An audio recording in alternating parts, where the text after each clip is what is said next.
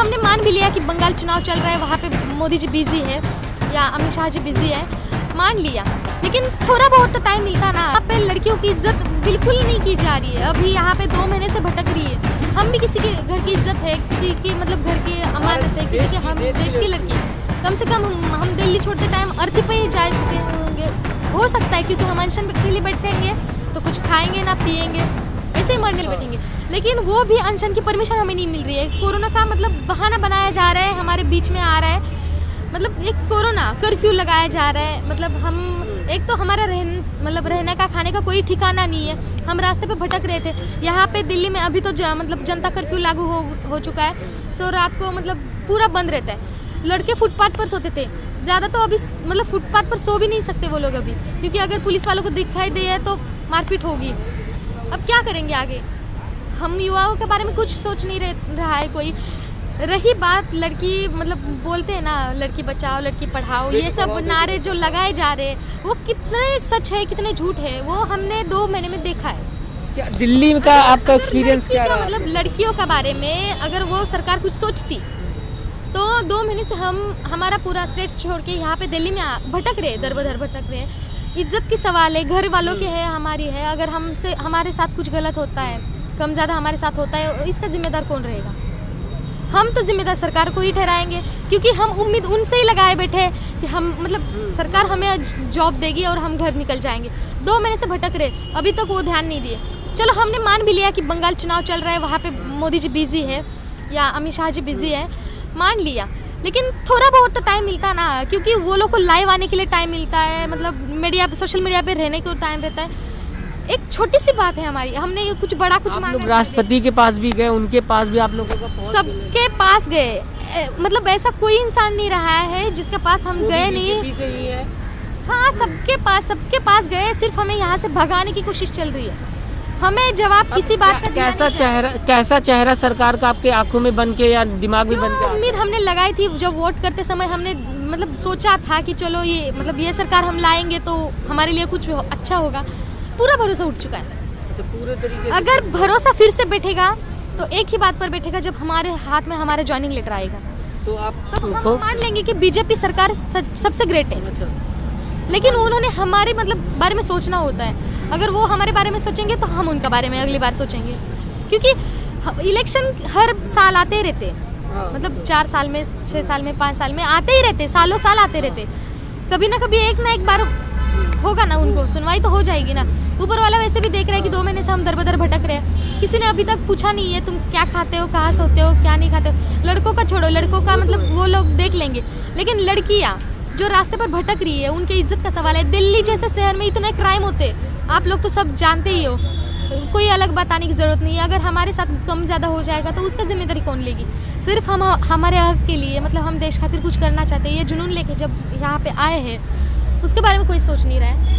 राष्ट्रपति को आप लोगों ने दिया, उनको पता है, बीजेपी के कई नेताओं को पता है, लगातार सरकार वादे पे वादे करती रहती है। आप लोग जो वादे आप लोग मांग रहे हो, जो चीज़ मांग रहे हो, आप लोग एक नौकरी मांग रहे हो, दूसरा मांग रहे हो कि लड़कियां जो हैं उनको कहीं ना कहीं नौकरी, दोनों में, एक तो लड़की नौकरी मांग रही, ऊपर से लड़के। बेटी पढ़ाओ बेटी बचाओ के नारे से सरकार आगे आई, रोजगार के नारे से आई, तो दोनों तो नारे वही थे जो आप मांग रहे हो। तो बेसिक सा मुद्दा जो सरकार का सबसे पहला मुद्दा था वो यही था।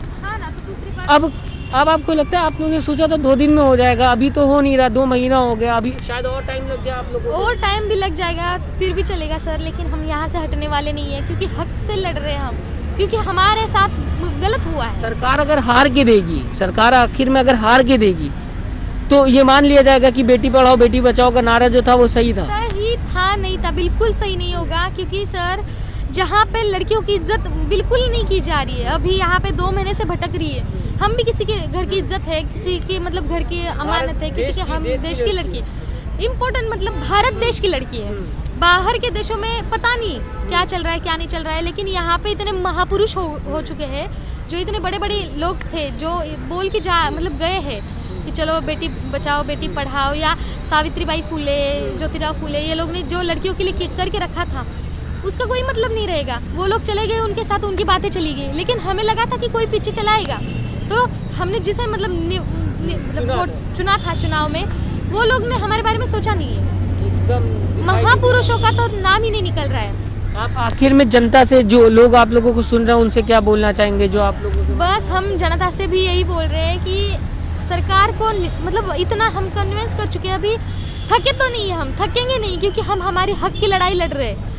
हमारे जैसे लाखों करोड़ों बच्चे पड़े होंगे जो अपने जस्टिस के लिए लड़ रहे हैं, मर रहे हैं, पढ़ रहे हैं, क्योंकि एक भारत ऐसा देश है जहाँ पे खून देखे बिना ना चैन, मतलब सुकून नहीं मिलता किसी को। जब खून बहेंगे, कुछ बड़ा कांड होगा, तभी उस पर ध्यान दिया जाएगा। ठीक है ना, फिर एक तो वर्दी नहीं दे सकती है सरकार, हमें अर्थी तो दे सकती है। कम से कम हम दिल्ली छोड़ते टाइम अर्थी पे ही जा चुके होंगे, हो सकता है, क्योंकि हम अनशन के लिए बैठेंगे तो कुछ खाएंगे ना पिएंगे, ऐसे ही मरने वाले हैं। सो अगर थोड़ा सा भी मतलब आप लोग हम पर दया करते हो, या थोड़ा भी हमारे बारे में कोई सोचता है, क्योंकि हम एक लड़की है, लड़का होता तो अलग बात होती है, क्योंकि लड़की एक घर की इज्जत होती है, सबके घर की लड़की होती है। सरकार के भी घर में लड़कियां हैं, लेकिन उनकी बेटियां, उनकी इज्जत है, वो तो घर से बाहर नहीं आ सकती है। हम मतलब किसान मजदूरों की लड़कियां दर बदर भटक रहे अपने हक के लिए, अपने नौकरी के लिए। हम पर कोई किसी का ध्यान नहीं जाएगा। आपसे रिक्वेस्ट कर रहे हैं कि प्लीज़ ये बात मोदी जी तक पहुंचाइए, हमें जस्टिस दिलवाने की कोशिश करिए, सब मिलकर आवाज़ उठाइए, मतलब जल्द से जल्द वो लोग हमारी बात सुने और हम जल्द से जल्द हमारे घर में। तो आप लोगों ने देखा कि एसएससी जीडी 2018 के कैंडिडेट का क्या स्थिति हो गया है। 2 महीना से सब कोई दिल्ली में है, लेकिन आज तक उनको इंसाफ नहीं मिला। और अगर मान लीजिए 6000 कैंडिडेट को और ज्वाइनिंग देना था, वो भी नहीं दे पाया। उधर हम 50 और 55 और 54 हज़ार की बात तो अलग करेंगे, लेकिन पहले जो जिसको हम सेकंड मेरिट लिस्ट कहते हैं, ये कम से कम दे दो भाई, मतलब जो पॉइंट से लटके हुए हैं। और जब हमारे देश में इतना सेना का कमी है, सरकार कहती है कि हर आदमी को सेना में जाना होगा, हैं, लेकिन उसके बाद जो है स्थिति खराब हो गया। अच्छा, जब हमारे सैनिक को नक्सली और माओवादी जब इतना अधिक मात्रा में रोज़ रोज़ मार रहे हैं, हमारे सैनिक वालों की बात कर रहे हैं खास करके, तो कम से कम सब स्टूडेंट को जितना भी है भेज दो सीआरपीएफ में। देखें उसके बाद नक्सली को कितना पावर है, क्या कर पाता है। जितना भी नक्सली है उसका खाना पानी दाना जो भी है वो नेता चलाता है, समझे। कि मुद्दा बीच बीच में अगर कोई ना मिले सरकार को, कोरोना तरह अगर किसी प्रकार का गलत मुद्दा ना मिले, तो नक्सलवादी का मुद्दा उठा सके। इसी प्रकार से जो है, देखिए हमारे देश में यही एक तो स्थिति खराब है कि राजनीतिक जो है बहुत ही भयानक है, और सेना के पक्ष में भी और आम जनता के पक्ष में भी। तो एसएससी जीडी का कैंडिडेट जो भी हैं, डिस्क्रिप्शन में एक बार एक लिंक है ऑल इंडिया स्टूडेंट ग्रुप का, उससे जुड़ें और बेहतर रूप से प्रदर्शन करें।